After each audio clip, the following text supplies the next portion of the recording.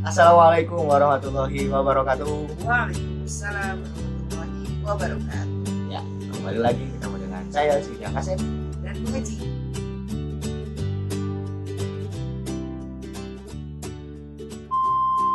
Oke, baik.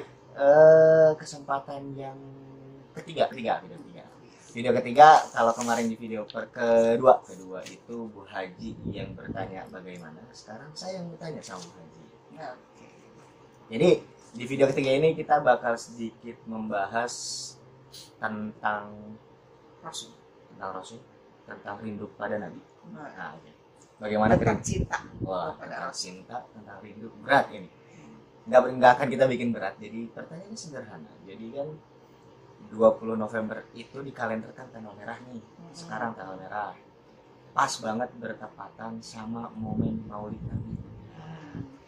Jadi sebetulnya memaknai Maulid Nabi itu seperti apa tah Bu Haji? Karena kan banyak nih masjid-masjid atau kegiatan-kegiatan keislaman yang memperingati Maulid Nabi atau kelahiran Nabi Muhammad. Nah, bagaimana Bu Haji? Jadi Maulid Nabi itu kan kelahiran Nabi ya. Ya. Maulid itu kelahiran Nabi ya, Nabi itu maksudnya Nabi Muhammad SAW. Nah, bagaimana dengan Maulid Nabi ini? Apa yang harus kita lakukan? Jadi seharusnya Maulid Nabi itu dijadikan momentum kita untuk mengembalikan lagi fokus gitu ya. Mengembalikan bahwa Rasulullah itu sebagai sosok yang sangat berjasa terhadap peradaban gitu ya. Karena Rasul itu sangat berjasa dan kemudian juga Rasulullah itu harus dikembalikan lagi hanya satu-satunya sebagai tauladan kita. Jadi ketika kita sampai kepada Maulid Nabi, kita itu harus dijadikan momentum untuk muhasabah kita, untuk introspeksi. Apakah kita sebagai umatnya Nabi Muhammad udah menjadikan sungguh-sungguh Nabi Muhammad itu jadi contoh, jadi tauladan, jadi idaman, jadi idola gitu ya. Nah, itu harusnya begitu. Jadi sehingga setiap tahun bukan berarti ketika Maulid Nabi itu mengadakan hal-hal yang di luar itu gitu ya, harus fokus lagi nih gitu ya. Ya kita mau perbanyak sholawatnya, juga kita itu tadi muhasabah diri kita. Udah benar belum nih kita jadi umatnya Nabi Muhammad gitu. Udah dijadikan contoh atau belum nih Rasulnya gitu tuh. Jadi momen Maulid Nabi itu kita teh istilahnya merefresh kembali, mencas kembali bahwa kita teh ini ngaku Nabi, umat Nabi Muhammad. Nah itu udah sejauh mana nih gitu, gitu tuh. Jadi oke, setiap Maulid itu ya gitu. Apakah jadi sekarang jadi seorang manusia, jadi seorang laki-laki, jadi seorang anak teh udah nyontoh belum ke Rasul gitu. Jadi ceritanya dong, berarti ketika momen Maulid Nabi ini dikembalikan menjadikan sebagai Rasulullah itu dijadikan satu-satunya suri tauladan kita, benar ya? Betul. Tapi kan banyak nih yang ngaku bahwa Rasulullah itu idaman kita, Rasulullah itu teladan kita, tapi ternyata hanya yang dicontoh itu cuma sholatnya aja, puasanya aja, atau ya mungkin ibadah mahdohnya saja gitu. Itu gimana tuh? Apakah itu sudah benar-benar mencontoh Rasulullah sebagai suri tauladan atau belum, atau seperti apa gitu? Gitu ya. Jadi suri tauladan itu kan di dalam Al-Quran disebutkan tuh di dalam surat Al-Ahzab tuh. Surat Al-Ahzab ayat 21. Yang mana etapnya? Yang mana etapnya? Jadi a'udzubillahi minasyaitonirrajim. Laqad kana lakum fi Rasulillahi uswatun hasanah liman kana yarjullaha wal yawmal akhir wa dzakarallaha katsiran. Gitu. Jadi kata Allah bahwa Allah Subhanahu wa taala berfirman, sungguh ada pada diri Rasulullah itu tauladan, suri tauladan. Bagi siapa? Bagi orang-orang yang mengharapkan kepada Allah, orang-orang yang mengharapkan ridho Allah gitu ya, dan orang-orang yang mengharapkan hari akhir gitu ya, dan banyak dalam hal berzikir gitu. Nah, di ayat itu disebutkan bahwa kata Allah bahwa Rasulullah itu adalah ada pada diri Rasulullah itu uswatun hasanah. Nah, itu nggak pernah dibatasi tuh. Yang dijadikan tauladannya itu apa? Nggak ada disebut uswah hasanah dalam hal apa gitu. Seperti tadi kata, apakah nurutnya kita sholat aja gitu ya.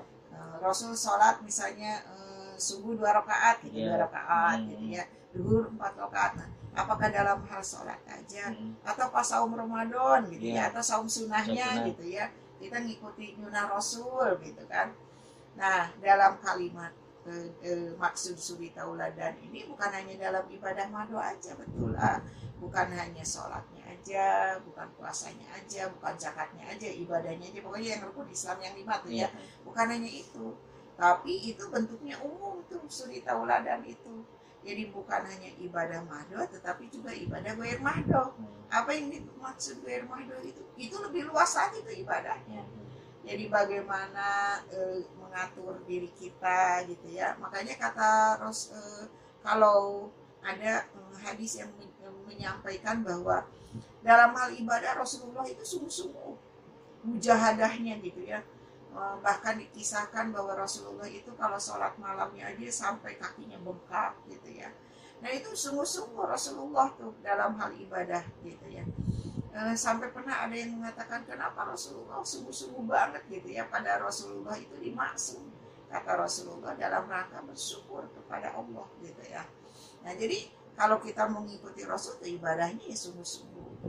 Terus ada lagi kata Aisyah ketika ditanya bagaimana sih akhlak Rasulullah, akhlak Rasulullah itu Al-Quran katanya gitu ya.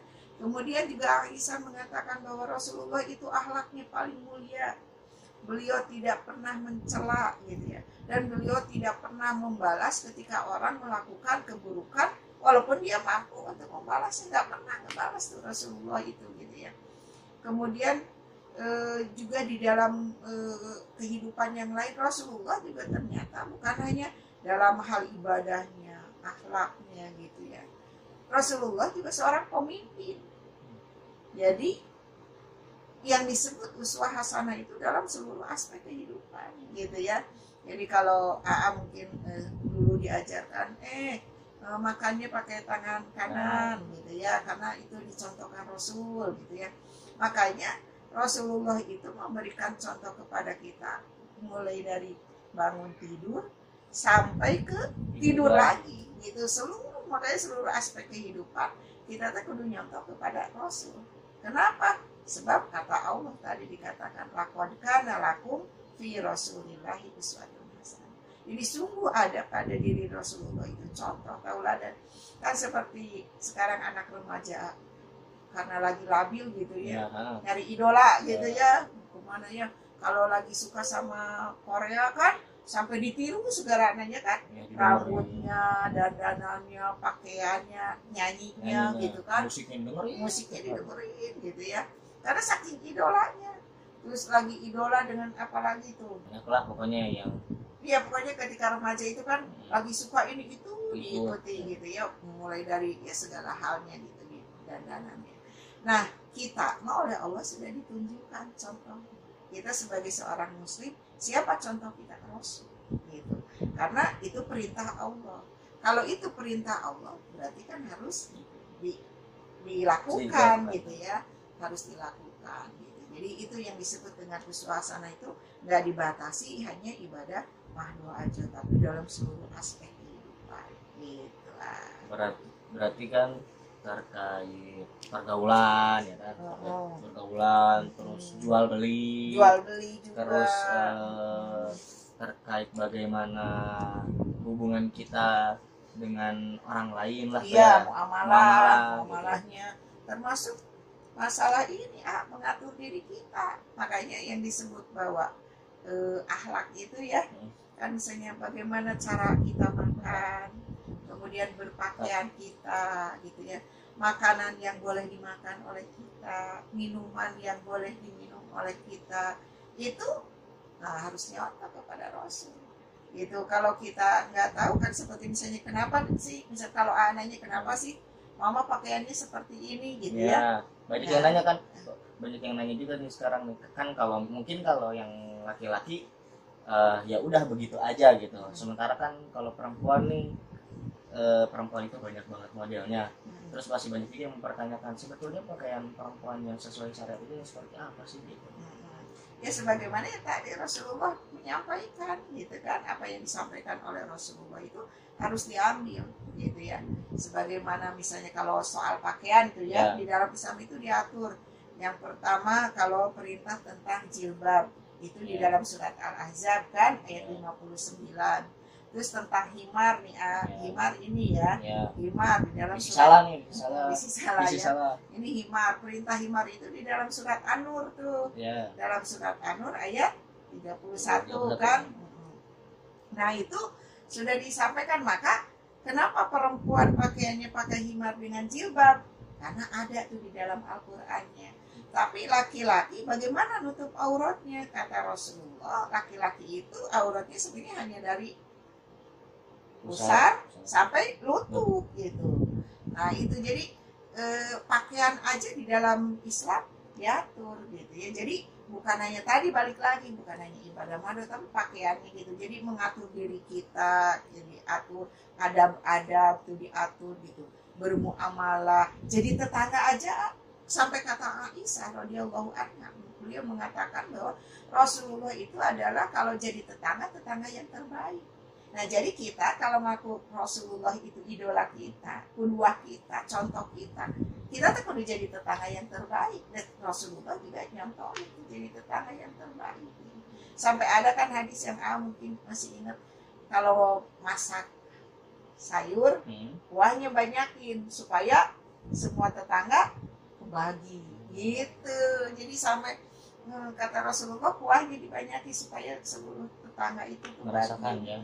Makanya kata Aisyah jadi tetangga yang terbaik Rasulullah itu.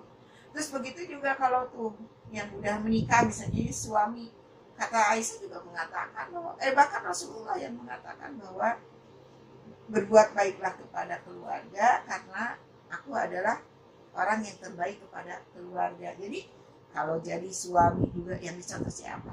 Rasulullah gitu. Jadi kalau jadi anak yang dicontoh Rasulullah gitu. Supaya kalau yang di film, yang video yang kedua kita, supaya hidup kita nggak salah arah gitu. Jadi kalau kita itu udah ada panduannya gitu ya. Kalau kita ingin jadi umatnya Rasul kan, ya tinggal ikuti, enak tuh, tinggal ada contohnya, nggak bingung, jadi nggak jadi ababil, anak labil gitu, kehilangan contoh. Nah kita mau umat Islam udah ada contohnya gitu, oleh Allah udah diangkat tuh Rasul gitu. Ini mah sebagai pertanyaan pamungkas, kayaknya tadi udah hampir semua pertanyaan terjawab ya. Kalau terakhir ini bahasan yang mungkin bahasanya paling berat. Banyak dari kita yang mengaku cinta sama Rasulullah, banyak dari kita yang mengaku bahwa kita rindu banget sama Rasulullah. Terus seharusnya apa yang kita lakukan agar kita benar-benar terlihat bahwa kita benar-benar merindukan, bahwa kita itu benar-benar mencintai Rasul kita, itu harusnya sikap kita itu seperti apa?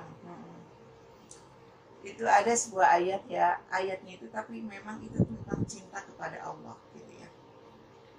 Di dalam Al-Quran itu kul in kuntum tuhibbunallaha fattabi'uni, kata Allah begini, katakanlah wahai Muhammad kepada orang-orang yang mengatakan jika kalian mencintai Allah maka ikutilah aku.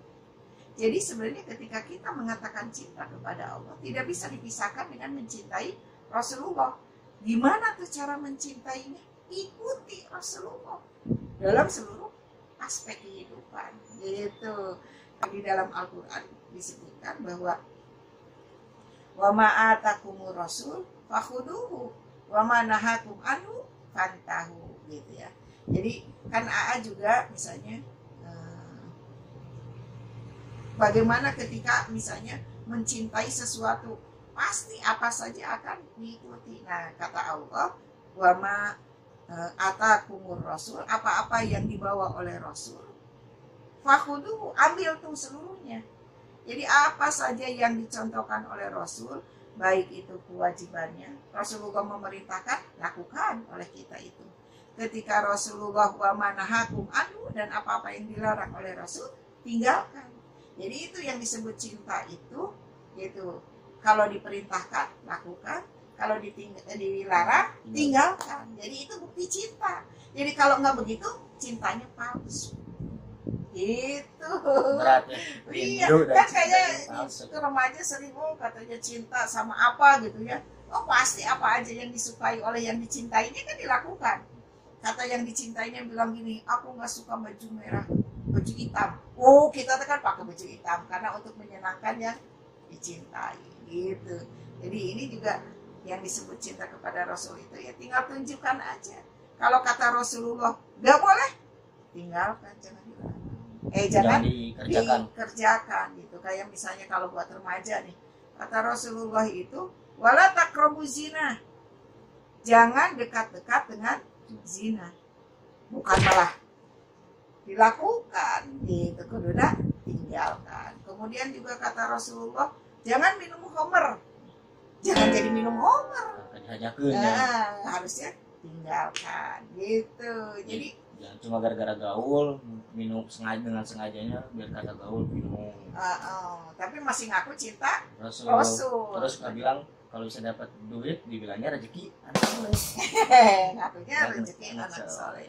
Nah itu jadi itu ya yang disebut cinta rindu kepada Rasul itu ya. Kalau misalnya kalau misalnya sholawat aja, sholawat itu diperintahkan, dianjurkan oleh Allah Subhanahu Wa Taala, bahkan seluruh makhluk diperintahkan untuk bersholawat kepada Rasulullah SAW gitu ya.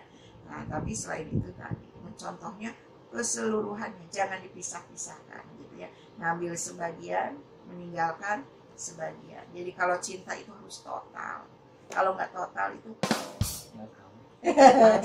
palsu gitu ya. Itu disebut cinta palsu gitu ya.